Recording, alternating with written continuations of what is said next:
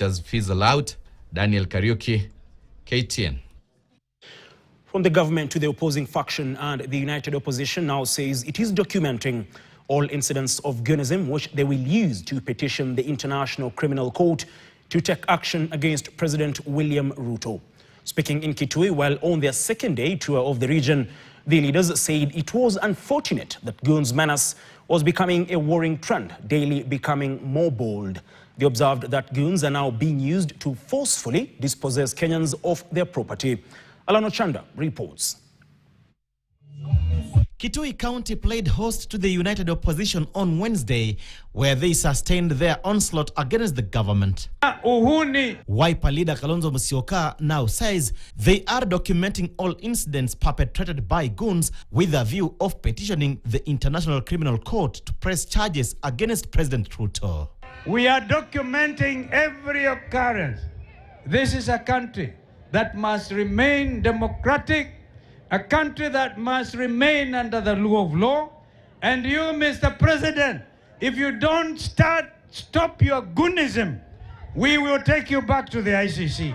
Despite the uproar, the government has remained defensive on the issue, with Interior CS Kipchumba Murkomen blaming politicians for sponsoring goons. The opposition has refused to buy the version, accusing the government of mainstreaming the dangerous culture. Wanaweka magun, wanavamia mashamba ya Wakikuyu. Wanataka kunyakua hiyo mashamba. Kwa sababu Kasongo ameuza kila kitu, Kenya imekwisha. Imebaki sasa kuvamia mashamba. Hii shida tumekuwa nayo ya goons, ya watu wetu kupigwa kwa mikutano. Sisi kama Jubilee tunasimamia amani. Tunaambia wafuasi wetu na tunaambia wale ni wanachama wa Jubilee, tusiingilie mikutano ya wengine tafadhali. The leaders further calling out the government of duping teachers into embracing SHA instead of the former health scheme. Mimi naambia walimu mjipange. Muambie wakuu wenu wa union wa NAT na KUPPET walihongwa na Kasongo, wakamtoa Minetu wakapeleka nyinyi SHA.